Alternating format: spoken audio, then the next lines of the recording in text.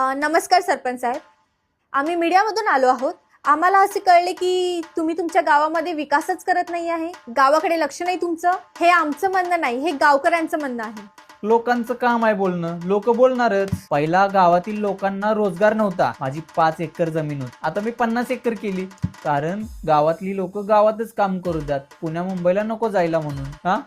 पहिला गावात लाईट नव्हती, मी माझ्या घरात इन्व्हर्टर लावला. का तर गावकरी घरात माझ्या समस्या घेऊन येतील आणि लाईट गेली तर त्यांना गरम नाही झालं पाहिजे म्हणून.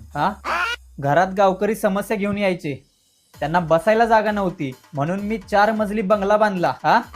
गावात रस्ते नाहीत चांगले म्हणून मी ऑफ रोडिंग कार घेतली 4x4.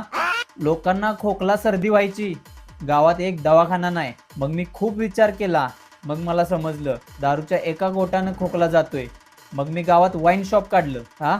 लोकांना काय वाटतं मी काम करत नाही.